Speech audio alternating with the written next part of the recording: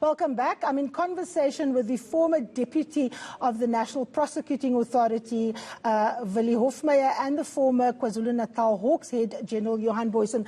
General Booysen, Willie Hofmeyer is saying that Mr. Chauke should finally answer, and that what we need is a Mogoro type, commission of inquiry into his fitness to hold office. Now, obviously, the reason why he's saying that is, in terms of the NPA Act, it is only President Ramaphosa that can hire and fire provincial directors of public prosecutions.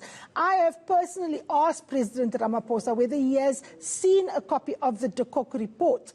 I did so during a briefing that the ANC held, and I was told that he hadn't seen a copy. Jackson Mthembu was asked, the Minister in the Presidency was asked whether he's seen the report. You have laid charges against Ms. Noko and Mr. Mahima in terms of how those two broke the law in terms of trying to frame you in prosecutions. What should happen to those people who are headed, or rather who are appointed by the President? What is it that someone like yourself, who's been the victim of Ms. Noko's, breaking of the law, what do you want from the President? What do you think he ought to do?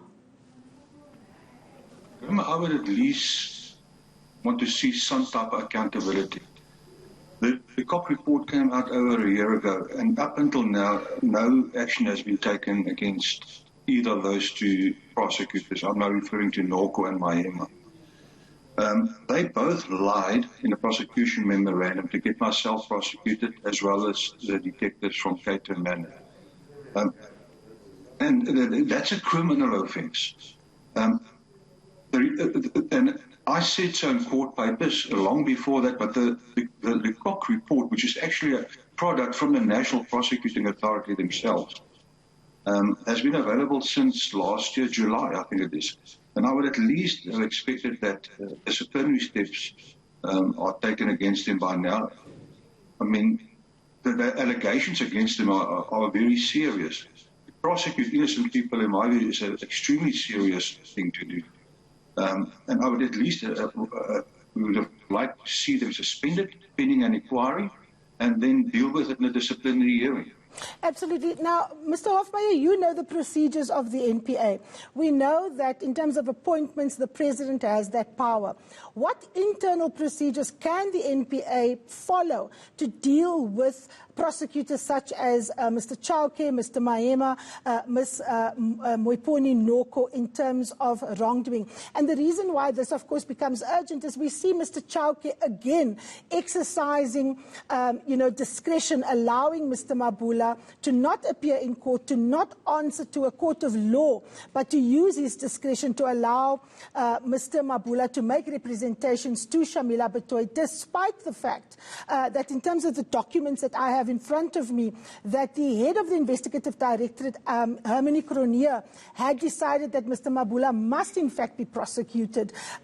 We have a case here again where the actions of Mr. Chauke needs to be really, really scrutinized to see if they make sense in law, or if he is doing the bidding of those who are, extremely powerful and who've in the past managed to capture state institutions such as the NPA. I think that it is up to the NPA to ensure that where there are doubts about the integrity of the really top officials in the organization, that where there is evidence apparently of wrongdoing, that those matters are brought to the attention of the President, and that the President is put in possession of the evidence that is required so that he can start those procedures to inquire into the fitness of those officials, as did happen with Jiba and Mkhwebi some time ago. Now, of course, Willie, a lot of people will argue, why are you harping on about this? But if you look at the assassination of the anti-gang unit member, Lieutenant Colonel Charles Kinnear, then one can actually see why it's important to root out rotten apples. We know that he compiled a 59-page affidavit which he sent to the police, to IPID, where he spoke about colleagues in crime intelligence in the Western Cape that were in fact tapping his phone, that was following him, that tried to get evidence fabricated by implicating, himself, General Veery, and a host of other people that were investigating very senior figures from the underworld. And again, we saw the NPA in the Western Cape declining to prosecute. I've asked for an interview with Advocate Rodney de Kock. I've been asked to hold tight. Advocate de Kock is on leave, but we haven't gotten any rational reasons for why those people should not be prosecuted. And of course, should we wait until someone is dead? Look at the message that Mr. Chauke sent me, for example. What needs to happen, Mr. Hofmeyer? I think you've answered the question yourself, but I do think that there is a need for urgent action to be taken. The longer that action is not taken, the more people feel that they have a sense of impunity or even protection from some circles.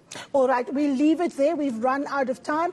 Mr. President, you need to act. We don't want more dead bodies. We don't want dead journalists. Please take the responsible steps to deal with rotten apples, particularly in powerful institutions such as the National Prosecuting Authority. You've had your fix for the week. Join me again next Sunday. Thank you so much for watching.